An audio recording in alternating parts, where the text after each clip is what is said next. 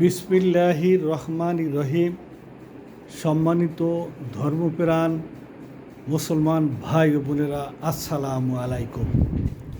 আমরা নিশ্চয়ই লক্ষ্য করেছি যে বাংলাদেশে আগামী বৃহস্পতিবার 28 মে পবিত্র ঈদুল আজহা উদযাপিত হবে।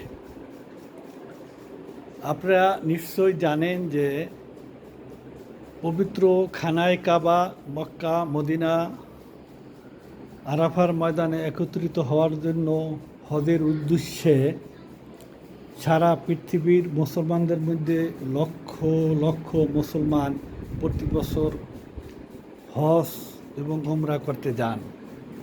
উমরা করতে সারা বছরই যান, আর হজ করতে এই জিলহজ মাসে চলে যান সবাই।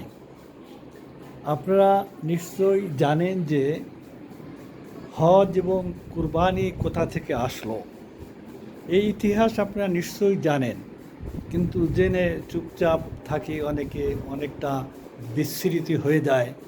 কিন্তু এটা যদি আমরা একাধিকবার শুনি এবং এটা নিয়ে ভাবি, তাহলে আমাদের জ্ঞান আরও বৃদ্ধি পায় এবং সওয়াবও আরও বেশি হয়। হজ সম্পর্কে কোরআনের পাতায় পাতায় যে অনেক নির্দেশ রয়েছে তা নয়। সূরা হজ নামে একটি সূরাই আছে। সূরা সালাত নামে একটা সূরা সালাত নাম না, সূরা ফাতিহাকে সূরাতুল সালাত বলা হয়। সাওম নামে কোনো সূরা নাই, জাকাত নামে কোনো সূরা নাই, হজ নামে একটি সূরা আছে। তাই সেই সূরায় যে একাধিকবার হজের কথা বলেছে তা না। হজের কথা বলা আছে, ওয়ালিল্লাহি আলান নাসি হিজ্জুল বাইতি মান ইসতাতা ইলাইহি সাবিলা ওমান কাফারা ফাইন্নাল্লাহা গানিয়্যুন আনিল আলামিন। অর্থটা নিশ্চয়ই আপনারা জানেন, যারা জানেন না তারা গুগলে সার্চ দিয়ে অর্থটা জেনে নেবেন। অর্থ বলতে গেলে আমার ভিডিওটা বড় হবে, ভিডিও বড় হলে অনেকেই শুনতে চাবে না। অন্য আয়াতে আছে, ইন্নাস সাফা ওয়াল মারওয়াতা মিন শাআইরিল্লাহ ফামান হাজ্জাল বাইতা আও ইতামারা ফালা জুনাহা আন ইয়াতাতাওয়াফা বিহিমা। এটার অর্থ আপনারা জানেন, বোঝেন। তা আমি এতটুকু বলবো যে নামাজ ফরজ প্রতিদিন 5 বেলা, যখনই নামাজের সময় হবে তখনই নামাজ ফরজ হবে। কিন্তু হজ, এটাকে বলা হয় ইবাদতে মালি। এটা যখনই হজের সময় আসবে তখনই আপনার প্রতি ফরজ হবে সেটা নয়। জীবনে একবার হজ করলেই আপনার ফরজ আদায় হয়ে যায়। একবারের বেশি যে হজ করা যাবে না, এ কথা কোনো কোরআনে হাদিসে নাই। আমাদের দেশের এক শ্রেণীর তর্কবাজ লোকেরা, যারা ইসলামের কথা বললে একটু চুলকানি আসে, এরকম লোক আছে। হজ নিয়ে কথা বলে আব্দুল লতিফ সিদ্দিকী আওয়ামী লীগ থেকে বিতাড়িত হয়েছেন, এটা তো আপনারা সবাই জানেন। এই জন্য শেখ হাসিনাকে ধন্যবাদ জানাই। হজ এবং তাবলিগকে তিনি অবমাননা করেছেন। হজ প্রতিটি মুসলমানের প্রতি ফরজ। কার প্রতি?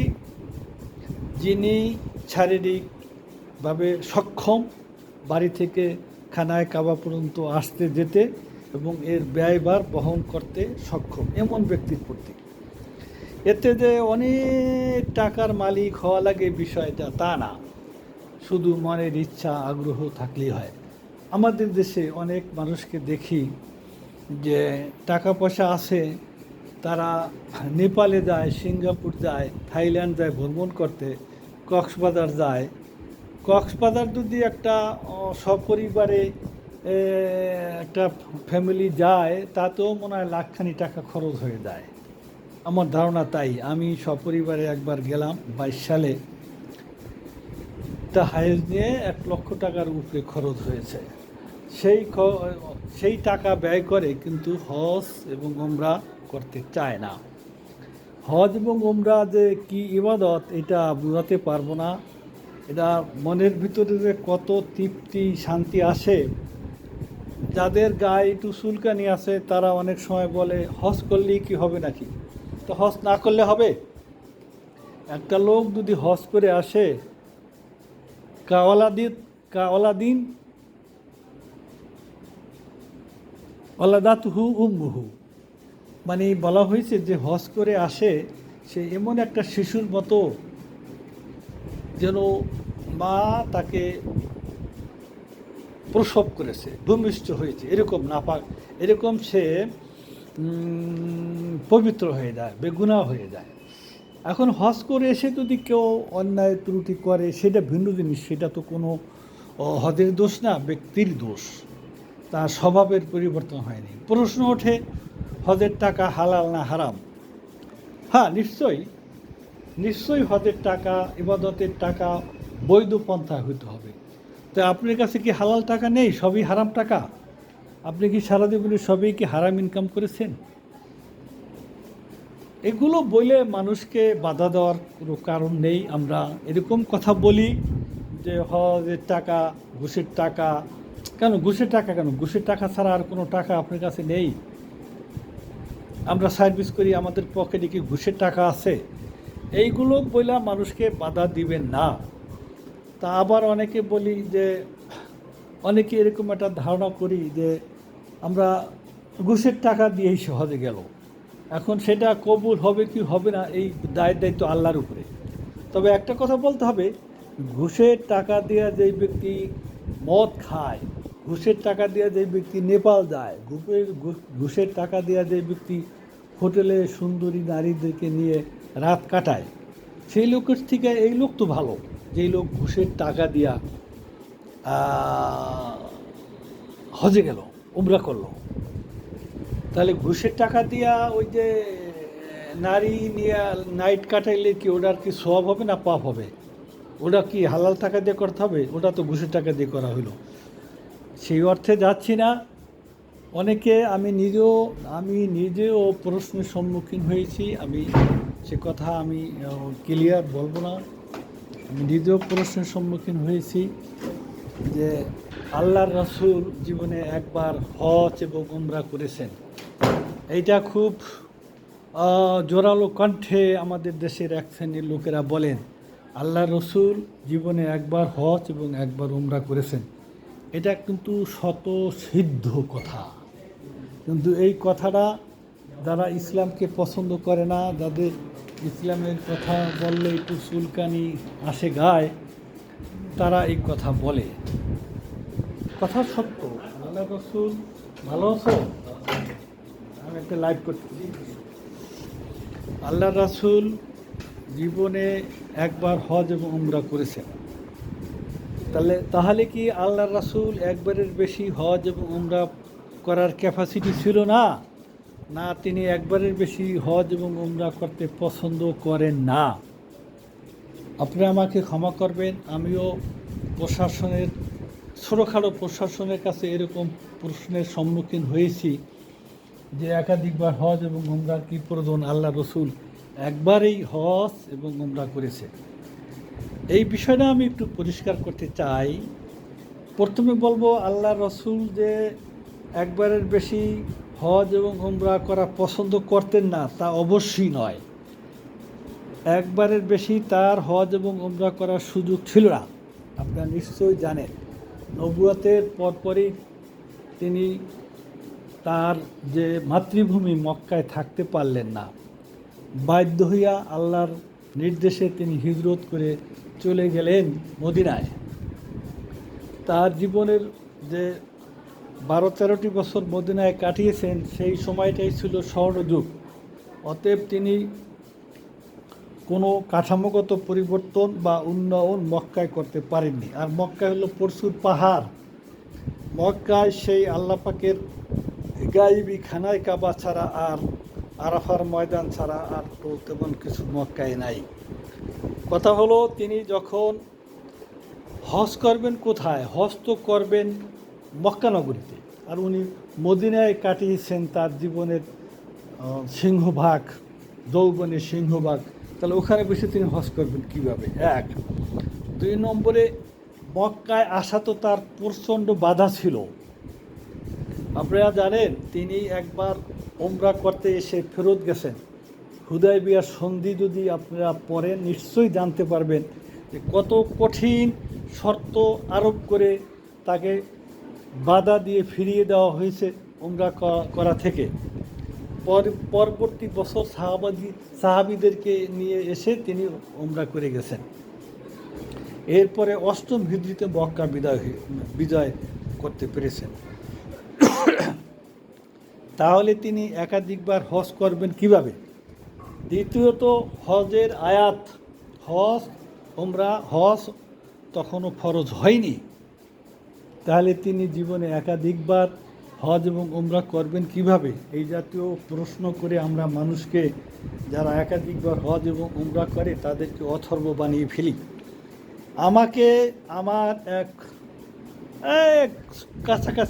কাছাকাছি কর্মকর্তা তিনি আমাকে এই প্রশ্ন করেছিলেন যে আল্লাহ রসুল একবার হজ এবং উমরা করেছেন, এবং তাকে আমি সুন্দরভাবে সেই ব্যাখ্যা দিতে সক্ষম হয়েছি। আপনারা জানেন যে আল্লাহ রসুলের পক্ষে একবারের বেশি হজ এবং উমরা করা তার জীবদ্দশায় সম্ভব ছিল না। প্রতিকূলতা ছিল, তিনি মদিনায় ছিলেন, হজের আয়াত নাজিল হয় নাই, হজ ফরজ হয় নাই। তারপরে তো তিনি ইন্তেকাল করলেন 63 বছর বয়সে। অথচ ইমাম আবু হানিফার কথা আপনারা জানেন। ইমাম আবু হানিফা আমার যতটুকু মনে পড়ে জীবনে 63 বার অথবা 56 বার হজ করেছেন। একাধিকবার হজ করা যদি নাজায়েজ হইতো, আল্লাহর ঘর জিয়ারত করা, তাহলে ইমাম আবু হানিফার মতো লোক 56 কিংবা 63 বার তিনি হজ করেছেন। আমার এই তথ্য যদি ভুল হয় আমি ক্ষমা চেয়ে নিব। অতএব হজ এবং উমরার ক্ষেত্রে কাউকে আপনারা ভৎসনা করবেন না, নিষেধ করবেন না। আপনার ছেলে, আপনার সন্তানেরা ভ্রমণে সিঙ্গাপুর চলে যায়, মালয়েশিয়া চলে যায়, থাইল্যান্ড চলে যায়, কক্সবাজার চলে যায়, একাধিকবার যায়, তখন তো বারণ করেন না যে কক্সবাজার একবার গেছো আর কেন যাবা। বিভিন্ন রিসোর্টে গিয়ে টাকা পয়সা ব্যয় করে নাইট কাটায়, হোটেলে গিয়া নাইট কাটায়, এগুলো তো নিষেধ করেন না। কিন্তু হজ এবং উমরা একবারের বেশি করতে গেলে আপনাদের গায়ে চুলকানি হয়। আমি এই কথাটা বলতে ক্ষমা চেয়ে নিচ্ছি। আল্লাহর ইবাদত যত বেশি করবেন তত আপনার ভালো লাগবে, তত আপনার মন পরিষ্কার হবে। এখন ইনকাম সোর্স হালাল হারাম সেটা আল্লাহ বিচার করবেন। তারপরও আমি বলি যে অবৈধ টাকা দেয়া যে সিঙ্গাপুর যায়, যে নেপাল যায়, যে নাইট ক্লাবে যায়, তার থেকে ওই ব্যক্তি ভালো যে ব্যক্তি তার অবৈধ টাকা দেয়া হজ এবং উমরা করে আসে, সেই ব্যক্তি ভালো। কবুল হওয়া না হওয়া আল্লাহর কাছে। যাই হোক, আমি এ ব্যাপারে আর বিস্তারিত বলবো না। আমি পরবর্তীতে ইনশাআল্লাহ এই হজের আগেই, কোরবানির আগেই আমি একটা লাইভ করব শুধু হজের উপরে। হজটা কিভাবে ফরজ হলো, হজটা কোন কোন কাজগুলো, হজের কাজগুলো কি কি, এবং কেন আমরা সাই করি, কেন আমরা আরাফার ময়দানে মিলিত হই, সেই কারণগুলো আমি হজের উপরে বলবো। আর কোরবানির ইতিহাসটা আমি তুলে ধরব। এটা আপনারা জানেন যে হজরত ইব্রাহিম আলাইহিস সালাম থেকেই কোরবানি শুরু হয়। কোরবানি ওয়াজিব। কোরবানির প্রাথমিক যুগে কোরবানি দেওয়ার প্রচলন কী ছিল, এবং পরবর্তীতে হজরত ইসমাইল আলাইহিস সালামকে কোরবানির উদ্যোগ নিতে গিয়ে তারপরে কিভাবে পশু কোরবানি চালু হলো, সেই বিষয়গুলো, ইতিহাসগুলো, তথ্যগুলো আমি চেষ্টা করব কোরআনের আয়াত দিয়ে বলতে। সূরা ইব্রাহিমে বা কোরআন শরীফে সূরা হজে এই জাতীয় কথাগুলো বিস্তারিত আছে। আল্লাহ পাক ইব্রাহিম আলাইহিস সালামকে স্বপ্ন দেখিয়েছেন, তার প্রিয় বস্তুকে আল্লাহর রাস্তায় কোরবানি করার জন্য। প্রিয় বস্তু কি তিনি প্রথমত তার বুঝে আসে নাই। ইন্নি আরা ফিল মানাম ফাসবেহুকা। এই যে আমি যে বললাম, এরকম সূরা ইব্রাহিম এবং সূরা হজের আয়াতগুলো সংযোজন করে আমি পরবর্তীতে কোরবানির উপরে একটা ভিডিও এবং হজের উপরে আলাদা একটা ভিডিও, দুইটা ভিডিও করার ইচ্ছা রাখি। সে পর্যন্ত সকলে ভালো থাকেন এবং আমাকে জন্য আল্লাহ পাক এই দুইটা ভিডিও করার তৌফিক দান করেন। আসসালামু আলাইকুম ওয়া রাহমাতুল্লাহি ওয়া বারাকাতুহু।